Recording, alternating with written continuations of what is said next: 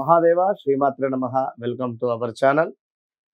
ద్వాదశ రాశులకు సంబంధించి జూలై నెలలో మరి 12 రాశుల వారికి ఏ విధంగా ఉండబోతున్నాయి అనేటువంటి విషయం కావచ్చును. అదేవిధంగా ఏ రాశుల వారికి అద్భుతమైనటువంటి రాజయోగాలు పట్టబోతూ ఉన్నాయి. మరి ఇక్కడ సూర్యుడు శుక్రుడు కూడా కలవబోతూ ఉన్నారు ఈ నెలలో. కనుక ఈ ద్వాదశ రాశులలో ఎవరికి బాగుంది, ఎవరికి బాగాలేదు అనేటువంటి విషయాన్ని క్షుణ్ణంగా కూడా ఈ యొక్క వీడియోలో మనం తెలుసుకుందాం. ముందుగా విషయం ఏమిటి అంటే, గోచారం వేరయ్యా, గ్రహచారం వేరు. ఈ విషయాన్ని మీరు గమనించుకోండి. గోచారంలో గ్రహాలు మారుతూ ఉంటాయండి. మనకు కుజుడు 40 రోజులకు ఒకసారి, 45 రోజులకు, అదేవిధంగా శుక్రుడు 20-25 రోజులలో, చంద్రుడు 1-2 రోజులలో మారిపోతూ ఉంటాడు. గురువు సంవత్సరానికి ఒకసారి మారిపోతూ ఉంటాడు. శని భగవానుడు 2.5 సంవత్సరాలకు ఒకసారి మారిపోతూ ఉంటాడు. కానీ మీరు జన్మించినటువంటి సమయంలో ఒక లగ్నం అనేటువంటిది ఒకటి ఏర్పడుతుందండి. అది 100% కరెక్ట్. అందులో ఏ గ్రహాలు కూడా మారవు. లగ్నం ఏదైతే ఉంది ఆ లగ్నాన్ని ఆధారంగా చేసుకొని ఏ గ్రహాల యొక్క స్థితిగతులు, అదేవిధంగా ఈ గ్రహాలు ఏ నక్షత్రంలో ఉన్నవి అనేటువంటిది ప్రజెంట్గా నడుస్తుంది. పాస్ట్ ఏ విధంగా ఉంది, రేపు ఏ విధంగా ఉండబోతూ ఉన్నది అనేటువంటిది క్లియర్ కట్గా అర్థమవుతుంది. ఎందుకంటే సబ్జెక్ట్ ఉంటే అమ్మవారి దయ వలన తప్పకుండా డేట్ ఆఫ్ బర్త్, పుట్టిన సమయం కొట్టగానే వారి యొక్క జాతకం మనకు దర్శనమిస్తుంది. ఈ విషయాన్ని గమనించుకోండి.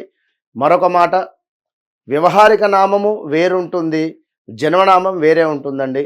ఉదాహరణకు రమేషు అనేటువంటిది నామకరణం ఉందనుకోండి, తన యొక్క జన్మనామము ఏ లక్ష్మణో ఏ సురేషో ఉంది అనుకుంటే తను రెండు రకాలుగా కూడా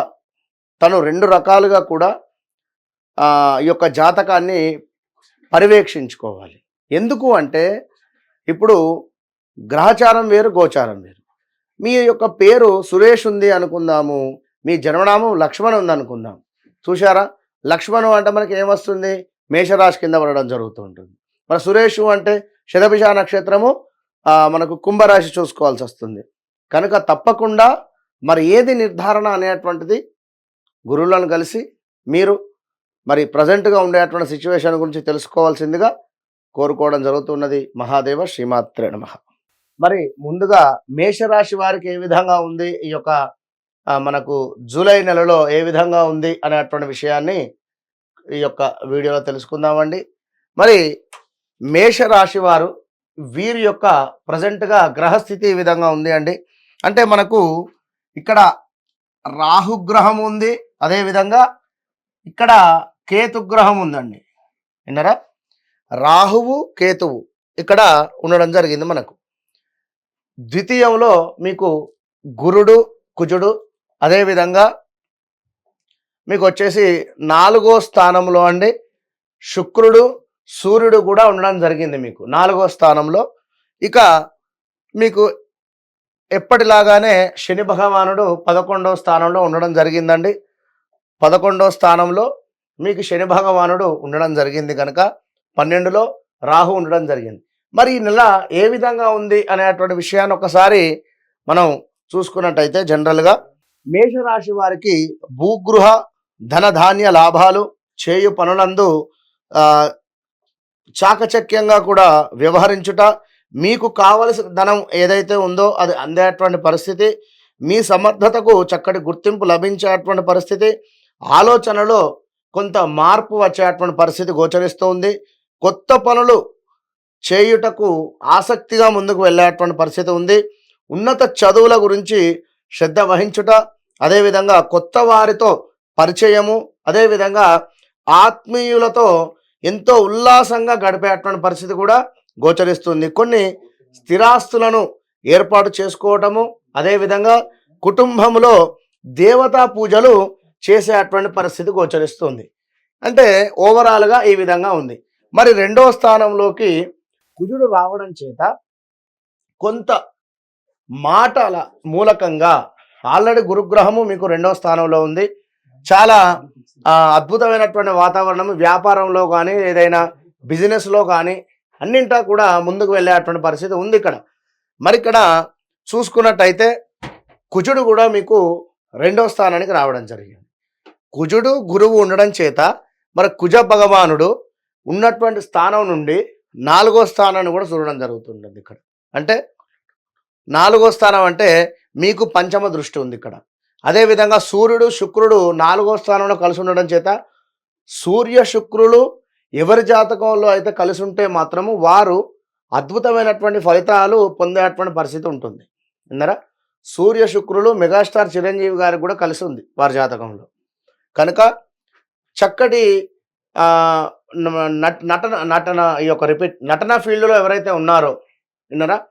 అంటే ఈ యొక్క కెమెరా ఫీల్డ్లో ఎవరైతే ఉన్నారో వారికి అద్భుతమైనటువంటి ఆఫర్స్ రావడం కానీ, విశేషించి హీరోలు కావచ్చును, హీరోయిన్స్ కావచ్చును, వీరికి ఈ యొక్క నాలుగో స్థానంలో శుక్రుడు సూర్యుడు ఉండడం చేత చాలా అంటే చాలా అద్భుతమైనటువంటి ఫలితాలు అయితే గోచరిస్తూ ఉన్నాయి. ఇంకా చూసుకున్నట్టయితే మరి ఈ యొక్క పంచమ దృష్టి సూర్యుని యొక్క ఇంటి మీద ఉండడం జరుగుతూ ఉన్నది. ఎవరైతే మేషరాశి వారు ఉన్నారో ఈ యొక్క కుజుని పంచమ దృష్టి, కుజుని యొక్క చతుర్థ దృష్టి మీ యొక్క పంచమ భావం మీద ఉంది. కనుక ఎవరైతే కన్సీవ్ కోసం ఎదురు చూస్తూ ఉన్నారో లేదా కన్సీవ్ అయి ఉన్నారో వారు కాస్త జాగ్రత్తగా ఉండేటువంటి నెలగా మీరు అర్థం చేసుకోండి. మరి ఈ యొక్క కుజ భగవానుడు ఇంకా కూడా సప్తమ దృష్టి అండి. సప్తమ దృష్టి మీకు 8వ స్థానం మీద ఉండడం జరుగుతున్నది. అదేవిధంగా 7, 8 స్థానాలు రెండు కూడా ప్రేరేపించేటువంటి పరిస్థితి ఉంది ఇక్కడ. కనుక కుజుడు మీకు స్టమక్ రిలేటెడ్ ఇష్యూస్తో కూడి ఏమైనా ల్యాండ్ రిలేటెడ్లో ₹1 కలిసి వచ్చేటువంటి పరిస్థితి ఉంది. అంటే ఏమైనా ల్యాండ్స్ రంగంలో కానీ ఏమైనా ల్యాండ్స్ తీసుకోవాలి అనుకున్నా లేదా ల్యాండ్ రిలేటెడ్ ఏమైనా ఇష్యూస్ ఉన్నా కూడా తప్పకుండా కూడా క్లియర్ అయ్యేటువంటి పరిస్థితి ఉంది. మరి ఇంకా కూడా చూసుకున్నట్టయితే ఈ యొక్క కుజ భగవానుడు మనకు ద్వితీయాత్ ఉండడం వల్ల కొంత దుష్టులతో అకారణమైనటువంటి కలహాలు ఉన్నవి, కొంత ప్రమాదం ఉన్నది, కార్యవస్తు నాశనం ఉన్నది, కొంత ఇబ్బందికరమైనటువంటి వాతావరణం ఉన్నది. మరి 7వ స్థానం దృష్టి ఉంది కనుక ఉదర నేత్ర సంబంధ వ్యాధులు ఉన్నవి, శ్వాసకోశ సమస్యలు ఉన్నవి, రుణ బాధ ఎంతో కొంత ఏర్పడేటువంటి పరిస్థితి గోచరిస్తూ ఉన్నది ఈ యొక్క మేషరాశి వారికి. మరి 4వ స్థానంలో ఈ యొక్క మీ పంచమ దృష్టి ఉండడం చేత కొంత సంతానం చెప్పిన మాట వినడం లేదు అనడం కానీ లేదా కొంత సంతానానికి సంబంధించినటువంటి ఇబ్బందులు ఏర్పడేటువంటి పరిస్థితులు గోచరిస్తూ ఉన్నవి. కనుక మేషరాశి వారు తప్పకుండా ఈ యొక్క జూలైలో అమ్మవారి యొక్క సేవ, అసలే ఆషాఢ మాసము కనుక అమ్మవారికి సంబంధించి ఏదైనా కుంకుమార్చనలు కానీ అభిషేకాలు కానీ లేదా అమ్మవారికి ఏమైనా వస్త్రాలు డొనేట్ చేసేటువంటి పరిస్థితులు కానీ లేదా సుబ్రహ్మణ్యేశ్వర స్వామికి అభిషేకం కానీ చక్కటి భస్మం తీసుకొని చిక్కగా కలిపి భస్వంతో సుబ్రహ్మణ్యేశ్వర స్వామికి అభిషేకం చేసేటువంటి ప్రయత్నం చేయండి. మంచి ఫలితం ఉంటుంది. తప్పకుండా మీ యొక్క జాతకములో కనుక కుజుడు ఒకవేళ నీచపడినట్టయితే కొంత ఇబ్బందికరమైనటువంటి వాతావరణం అయితే ఉంటుందనేటువంటి విషయాన్ని మీరు గమనించుకోండి. ఓకేనా? All the best.